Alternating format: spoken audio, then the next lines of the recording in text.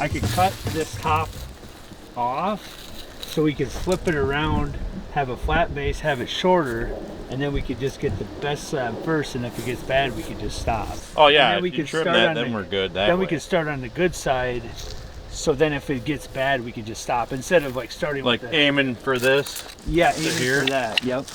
How are you gonna cut that? Well, I don't know, it's gonna be a lot easier if I rotate it so I can cut it just straight down, you know? Instead of trying to go, it's hard when you go sideways. Oh, I see what you're saying. Give it 90 degrees and then... Yeah. So we're down to there. Yeah. Okay, don't move it yet, because I'm gonna mark the other side. I don't know, it might be just bowl shaped, you know? That'd be nice. You never know. When he cut this, it was pouring out water for an hour, so really not the best sign, because it could have got full water. Yeah. I mean, it wouldn't be a bad idea after you chop that off to just dig as much of that out of there as you can, because it's going to be harbor and dirt, even though it's mostly roots and bark stuff. Yeah, we'll see what it looks like after that. I would try to dig some of that out just to help for milling, and then you'll get an idea how far down it goes.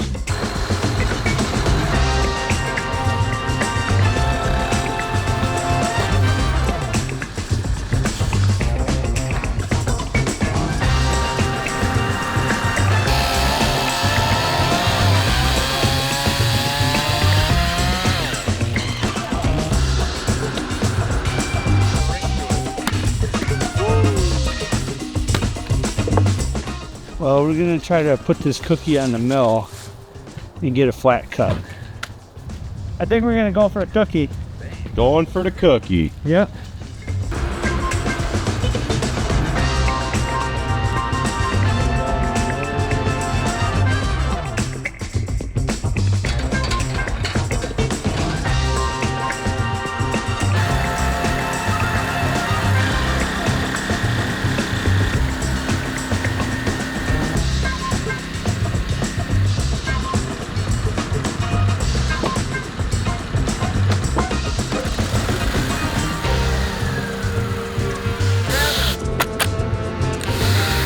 Looks nice.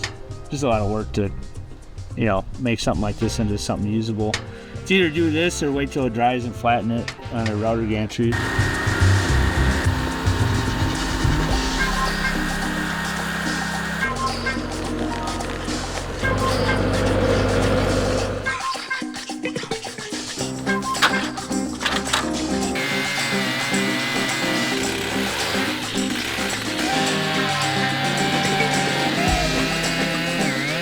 This started going wherever it wanted to go. That's not too bad, because if you split the difference with some wedges, it'll be all right.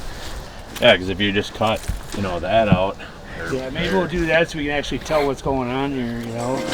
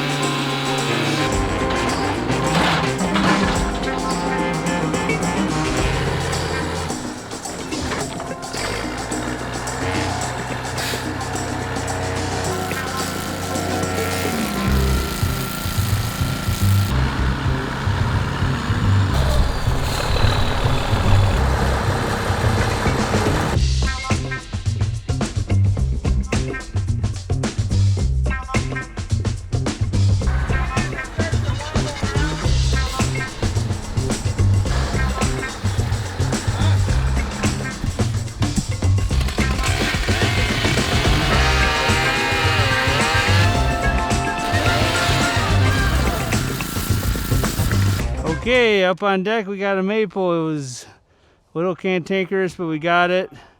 Cut the bottom, so the bottom was gonna kind of be nothing much anyway. So we cut it so it'd be a little lower on the mill, so we didn't have to put beams or bunks underneath all the uprights. So I cut this top too.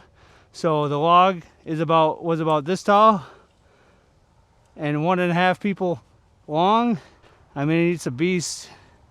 I think my friend weighed in at like 18,000 pounds, I think he said. It looks like there's a lot of compression and curls and just weird stuff going on from the way it grew. And it's a big tree. My friend cut it down and it just was shooting water out for an hour, he said. It's a good log for this mill, and it looks like it will almost maxes it out, right? Yeah, we're like right up against the inner frame on this side, but there's probably another 8 inches over here or so, but it's pretty close. Yeah, maxed out in height, and if we wouldn't have cut that off, it would have been a real hassle. So, yeah, we'll see what we can do here. Nice day, and get her done.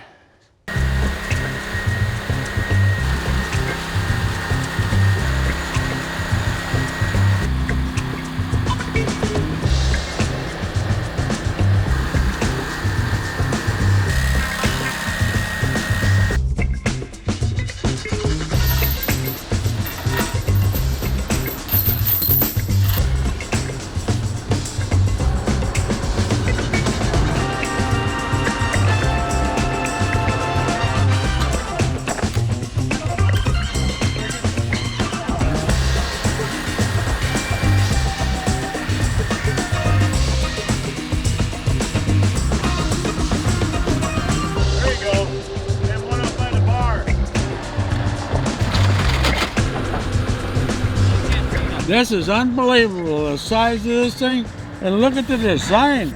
It's just unreal. Beautiful, huh? Yeah, it's nice. Isn't it?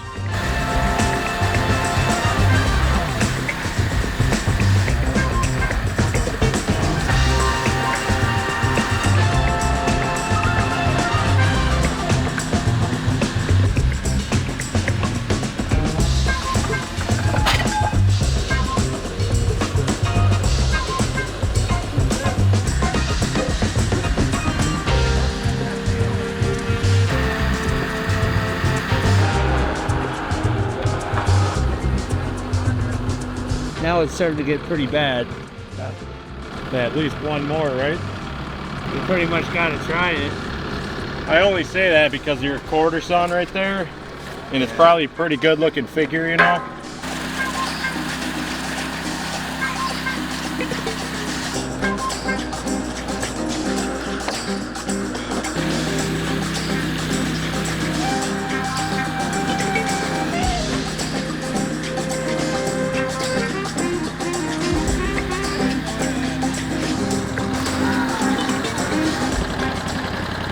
Must be just full of rocks in there. Just chipping the teeth up. Feel that? It's like up and down. You can feel the little micro chips in it. And it's just going nowhere. Yeah, we don't want to wreck this bar either. This bar is so expensive. We don't want to group the bar or chain up that bad, you know. What if we just cut this off and see if we could do a lump more cut? You like that idea? Yeah, I'll probably have to touch it up again. I'll pull it out, see what that chain looks like up close.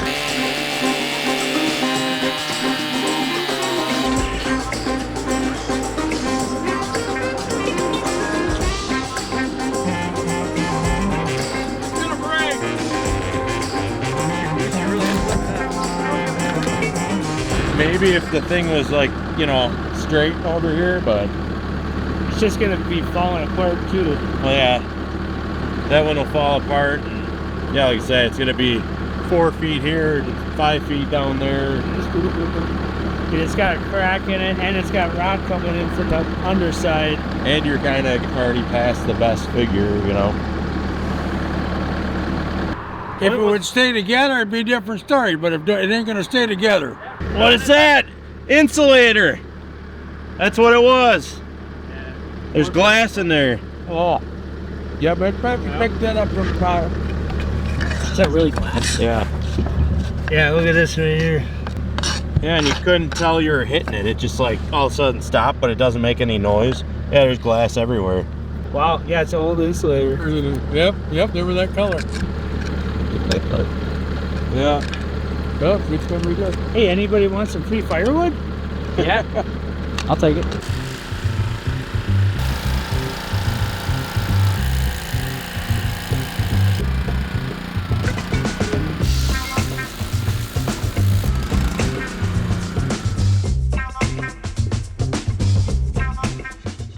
we wrapped up that silver maple log, and there might be a few things to touch up on, but one is just the size of that tree. It was my good friend's personal record of largest diameter he's ever cut down. He's cut down a lot of really impressive trunks, and some that are on my YouTube channel. But that's about as big as you can ever find silver maple, but just a really, really impressive trunk. It was a good time to cut it down before the tree got dangerous and started dropping limbs, and before it got completely hollow. It would have been nice to cut it down just maybe a little sooner in its life, just to try to get some of that rot minimized, but at least it was still usable to get some slabs out of it. It was an extremely difficult log to mill, I would say. It was just such an odd shape that usually I could just hop on top of the log and no big deal, but it was going to be too dangerous for me to get on top of the log and do what I want to do, so I kind of tilted it, cut it from the side so I could minimize how dangerous it was going to be. I think by putting the good part of the log on top was the smartest thing we did, because otherwise we would have hit that glass insulator first and it would have really, really messed this up, and we might have wanted to give up on the log. So doing that was so smart, and it actually worked really good up until that point. So we got 3, I would call them super slabber slabs, where they're just an abnormally large width, somewhere between 81 and 92 inches wide on different spots of the slab. And just the coloring from the age and the stress of the tree, and maybe because of the rot starting and this almost a spalting and the discoloration, was just absolutely phenomenal, and the figure and everything else. So the slabs turned out awesome. If we would have only gotten like one, it would not have been worth doing that log, and I would have called it a loss. And it was such a good feeling that we spun it around and we did the right thing on it, because it's a lot of just educated guesses and you never really know with these. Now we're just gonna be drying for a long time. So, but yeah, thanks for watching and stay tuned.